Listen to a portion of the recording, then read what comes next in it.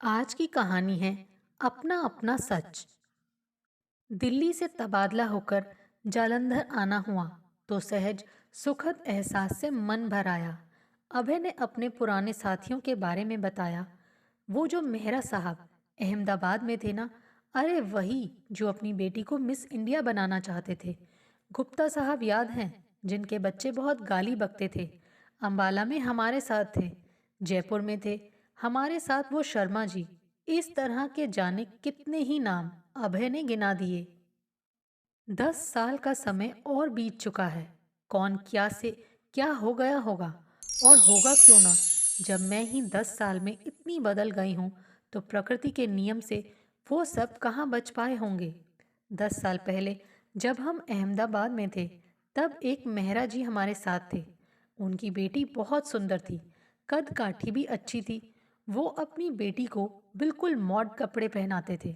इस बारे में आज से 10 साल पहले भी मेरी सोच वही थी जो आज है, कि कद काठी और रूप लावण्य तो प्रकृति की देन है। जिस रूप के होने ना होने पर अपना कोई बस ही ना हो, उसको लेकर इतनी स्पर्धा किस लिए।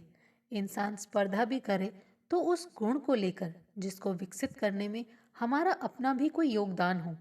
मैं किसी भी विचारधारा को नकारती नहीं, पर यह भी तो एक सत्य है कि हम मध्यवर्गीय लोगों में एक ही तो एहसास जिंदा बच पाया है। केवल हम ही हैं जो शायद लज्जा और शर्म का लबादा ओढ़े बैठे हैं। 10 साल पहले जब मैं उनकी बेटी को निक्कर और टी शर्ट में देखती थी, तब अच्छा नहीं लगता था। 17-18 साल की सुंदर सजीली प्यारी सी बच्ची जब खुली टांगे खुली बाहें लिए डोलती फिरेगी, तो किस किस की नज़र को आप रोक पाओगे। अक्सर जब हमारे संस्कार उस बच्ची को सलवार सूट पहनाना चाह रहे होते थे, तब उसके माता पिता नजरों में गौरव लिए सिर उठाकर सबके चेहरे पर पता नहीं क्या पढ़ना चाहते थे।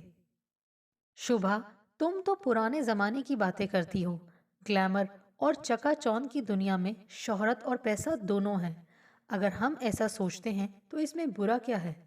अक्सर श्रीमती मेहरा कह देती, मेरी सोच मेरी है और उसका दायरा केवल मेरा घर, मेरी गृहस्थी और मेरा परिवार है। भला समय से पहले किसी को गलत या सही कहने का मुझे क्या अधिकार था, जो मैं किसी पर कोई मोहर लगाती।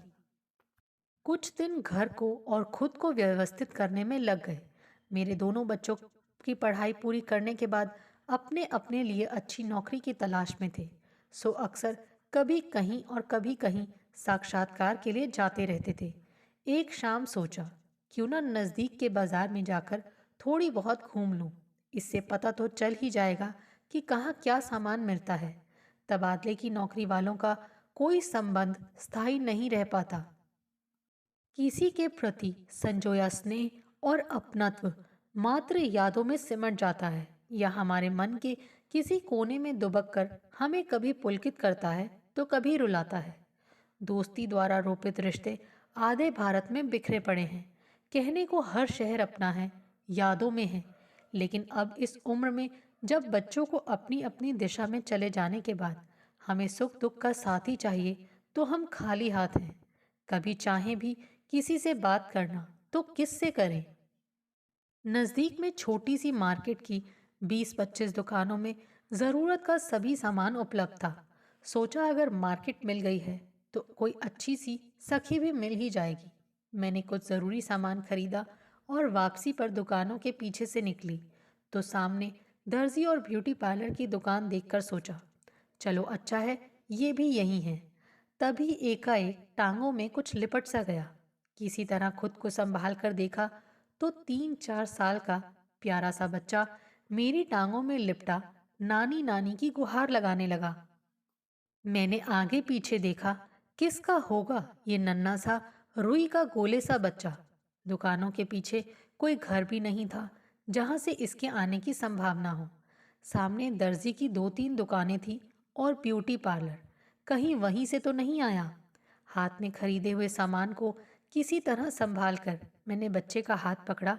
शायद ब्यूटी पार्लर में आई किसी महिला का हो ये प्यारा सा बच्चा। यही सोचकर मैंने किसी तरह उसे धीरे धीरे पैरों से चलाते हुए अपने साथ ब्यूटी पार्लर तक ले गई और दरवाज़ा खोलकर पूछा, सुनिए, ये बच्चा आपका है क्या? बाहर भटक रहा था। ओहो, ये फिर बाहर निकल गया। मोनू के बच्चे, मैं तेरी पिटाई कर दूंगी। काम करना मुश्किल हो गया है। मुंह से धागा खींच खींच कर किसी महिला की भवें सवारती युवती की आवाज आई, कृपया इसे यहीं छोड़ दीजिएगा। बच्चे को भीतर धकेलकर मैंने दरवाज़ा बंद कर दिया, लेकिन जो थोड़ी सी झलक मैंने उस लड़की की देखी थी, उसने विचित्र सी जिज्ञासा मन में भर दी। इसे कहीं देखा सा लगता है। एक दिन अभय बोले, सुनो, तुम बता रही थी कि यहाँ मार्केट में एक ब्यूटी पार्लर भी है जहाँ वो प्यारा सा बच्चा देखा था। जरा जाकर बालों को रंगवा लो ना, सफेदी बहुत ज्यादा झलकने लगी है। क्यों, इसकी क्या जरूरत है? चेहरे का ढलका मांस और काले बाल दोनों साथ साथ कितने बेतुके लगते हैं। क्या आप नहीं जानते? मुझे बाल काले नहीं कराने। अरे बाबा, आजकल कोई सफेद बालों वाला नजर नहीं आता, समझा करो ना। ना आए, हम तो आएंगे ना। जवान बच्चे अगल बगल खड़े हों तो क्या पता नहीं चलता कि हम 50 पार कर चुके हैं। फिर इस सत्य को छिपाने की जरूरत भी क्या है? जब हम दिल्ली में थे तो मेहंदी लगे काले सुंदर बालों का एक किस्सा मैं आज भी भूली नहीं हूँ। मेरी एक हम उम्र सखी, जो पल पल खुद को जवान होना मानती थी, इसी बात पर कितने दिन सदमे में रही थी कि बेटे की उम्र का लड़का उसे लगातार छेड़ता रहा था। वो तो उसे बच्चा समझकर नजरअंदाज करती रही थी, लेकिन एक शाम जब उस युवक ने हद पार कर दी तो सखी से रहा नहीं गया और बोली थी, मेरे बेटे तुम्हारी उम्र के हैं, शर्म नहीं आई तुम्हें ऐसा कहते हुए? तुम्हारी माँ की उम्र की हूं मैं। तो नजर भी तो आइए ना, मुझे माँ की उम्र की। आप तो मेरी उम्र की लगती हैं। मुझसे गलती हो गई तो मेरा क्या कसूर है? वो बेचारी तो झंझावात में थी और हम सुनने वाले न रो पा रहे थे और ना ही हंसी आ रही थी। बच्चे तो सफेद बालों से ही उम्र का अंदाजा लगाएंगे ना। एक शाम मेहरा साहब के घर, तब वास्तव में मिसेस मेहरा को देखकर यही लगा कि उनकी उम्र तो वहीं की वहीं खड़ी है जहां आज से 10 साल पहले खड़ी थी। अरे शुभा, कितनी बूढ़ी लगने लगी हो, श्रीमती मेहरा ने कहा था। बूढ़ी नहीं, बड़ी कहिए श्रीमती मेहरा। और खिलखिलाकर हंस पड़ी मैं। कंधों तक कटे बाल और उन पर सफेदी की जगह चमकता भूरा रंग, खुली बाहें और चुस्त दुरुस्त कपड़े। अभय की नजरें मुझसे टकराई तो मुस्कुराने लगे, मानो कह रहे हों कि देखो ना, भाई मेरी बात छोड़िए ना कि मैं कैसी लगती हूँ। आप बच्चों के बारे में बताइए कि बेटी क्या करती है और बेटा। अभय और मेहरा जी तो बातों में व्यस्त हो गए, लेकिन श्रीमती मेहरा की बातों की सुई मेरी बड़ी उम्र पर आकर रुक गई। नहीं शुभा, इस तरह हार मान लेना अच्छा नहीं लगता। मैंने कब कहा कि मैंने हार मान ली? हार तो वो मान रहे हैं जो उम्र का बढ़ना स्वीकार ही नहीं करना चाहते। अरे, ये शरीर जिसे हम सब 50 सालों से इस्तेमाल कर रहे हैं, धीरे धीरे कमजोर हो रहा है। इस सत्य को हम लोग मानना ही नहीं चाहते। भाई, हम सब बड़े हो गए हैं। इस सत्य को पूरी इज्जत और सम्मान के साथ हमें मानना चाहिए। बालों का सफेद होना शर्म की नहीं, गरिमा की बात है, ऐसा मेरा विचार है। तुम्हारा मतलब कि मैं सत्य को झुठला रही हूँ? सदा की तरह अपनी ही बात को दबाना चाह रही थी श्रीमती मेहरा, जिस पर सदा की तरह मैंने भी झुंझलाना चाहा, लेकिन किसी तरह खुद को रोक लिया। अरे छोड़ो भी श्रीमती मेहरा, हमारी बीत गई, अब बच्चों की सोचो। बताओ ना, बच्चे क्या कर रहे हैं? आपकी वो प्यारी सी बिटिया क्या कर रही है? अब तक तो उसकी शादी भी हो गई होगी। बेटा क्या करता है? मेरे सवालों का कोई ठोस उत्तर नहीं दिया श्रीमती मेहरा ने, बस गोल मोल सा बताकर बहला दिया मुझे भी। हाँ ठीक है बच्चे, मिनी की शादी कर दी है, आशु भी अपना काम करता है। घर चले आए हम। मुझे तो लगा वास्तव में श्रीमती मेहरा की उम्र रुकी ही नहीं, काफी पीछे लौट गई हैं। इस उम्र में भी वो स्वयं को 25-30 से ज्यादा का मानना नहीं चाहती रही थी। बातों की धुरी को बस अपने ही हाव भाव और रूप सज्जा के इर्द गिर्द घुमाती रही थी, जबकि इस उम्र में हमारी सोच पर बच्चों की चर्चा प्रभावी होनी चाहिए और वह अपना ही साज श्रृंगार कर रही थी। देखा ना, श्रीमती मेहरा आज भी वैसी ही लगती हैं। अभय बोले। अरे भाई, वैसी ही कहाँ, वो तो और भी छोटी हो गई हैं। लगता है बहुत मेहनत करती हैं अपने आप पर। हाँ, तभी तो आशु एक वर्कशॉप में नौकरी करता है और मिनी भी यहीं कहीं किसी ब्यूटी पार्लर में काम करती है। दुखी मन से अभय ने उत्तर दिया। सहसा मुझे याद आया कि वो नन्हा सा बच्चा और वो काम करती लड़की कहीं मिनी तो नहीं थी। मेहरा साहब ने बातों बातों में अभय को सब बताया होगा, जिससे वो काफी उदास थे। शुभा, अपना बनाव श्रृंगार बुरी बात नहीं है, लेकिन जीवन में एक उचित तालमेल, एक उचित सामंजस्य होना बहुत जरूरी है। मिसेस मेहरा को ही देख लो, 50 की होने को आई, पर अभी भी एक किशोरी से दिखने की उनकी चाह कितनी छिछोरी सी लगती है। मिनी को शुरू से बस सुंदर ही दिखना सिखाया उन्होंने, कोई भी और गुण विकसित नहीं होने दिया। न पढ़ाई लिखाई, न काम काज। नतीजा क्या निकला? यही कि वो मिस इंडिया तो बन नहीं पाई और जो होना चाहिए था वो भी नहीं हुई। यही हाल आशु का है। वो भी ज्यादा पढ़ लिख नहीं पाया तो अब किसी मोटर वर्कशॉप में काम करता है। ऐसा ही तो होता है। जिन माँ बाप को आज तक अपने ही शौक पूरे करने की फुर्सत नहीं, वो बच्चों का कब और कैसे सोचेंगे। कहते कहते अभय चुप हो गए और मैं उनकी बातें सुनकर असमंजस में रह गई। एकाएक फिर बोले। बच्चों को कुछ बनाने के लिए बहुत मेहनत करनी पड़ती है शुभा। एक मध्य वर्गीय परिवार को तो बहुत ही ज्यादा। सच है, तुमने अपने बच्चों को बड़ी मेहनत से पाला है। 2 दिन के बाद फुर्सत में मैं उसी ब्यूटी पार्लर में जा पहुंची। गौर से उस युवती को देखा तो लगा वही तो थी, वो प्यारी सी बच्ची मिनी। आइए मैडम, क्या कराएंगी? ये पूछते हुए उस युवती ने भी गौर से मेरा चेहरा देखा। सामने सोफे के एक किनारे पर उसका बच्चा सो रहा था। मुझे पहचाना नहीं बेटा? मैं शुभा आंटी हूँ। याद है, हम अहमदाबाद में साथ साथ रहते थे। तुम मेहरा साहब की बेटी हो ना, मिनी? अवाक, सिर से लेकर पैर तक वो बार बार मुझे ही देख रही थी। तभी उसका बच्चा जाग गया। लपक कर उसे थपकने लगी ताकि वो एकाग्र मन से काम कर सके।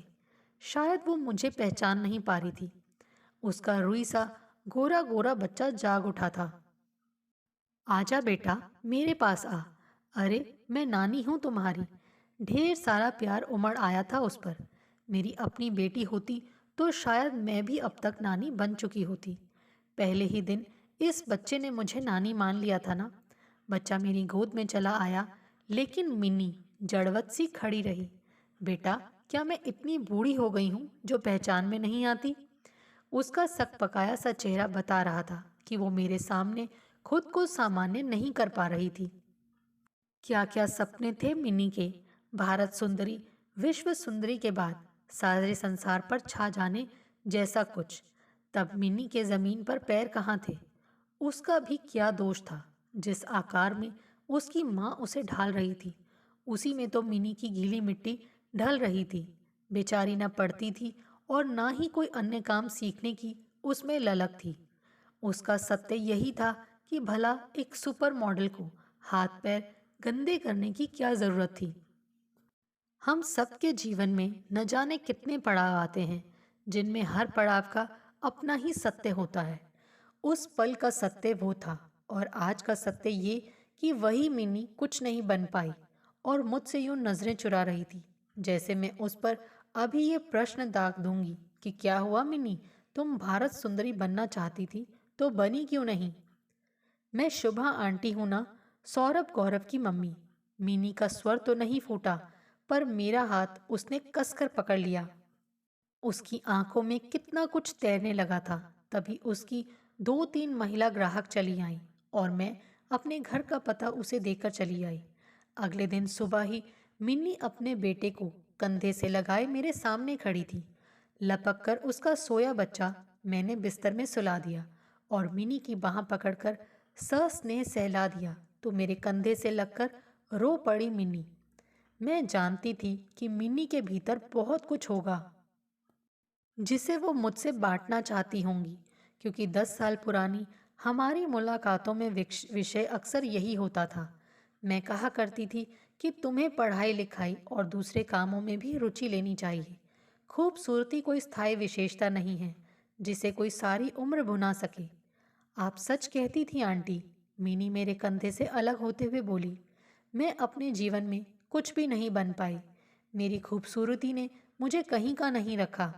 अगर सुंदर ना होती तो ही अच्छा होता। जो बीत गया सो बीत गया, अब आगे का सोचो।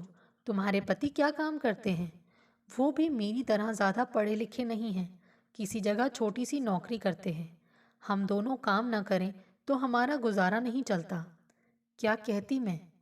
किसी के हालात बदल पाना भला मेरे हाथ में था क्या? मिनी का रोना ही सारी कथा का सार था। आंटी, मैं ज़्यादा पढ़ी लिखी होती तो किसी स्कूल में नौकरी कर लेती। ट्यूशन का काम भी मिल जाता। सिलाई कढ़ाई आती तो किसी बुटीक में काम मिल जाता। मुझे तो कुछ भी नहीं आता। खूबसूरती संवारना तो आता है ना पगली। जो काम कर रही हो उसी में तरक्की कर लो। क्या बुरा है?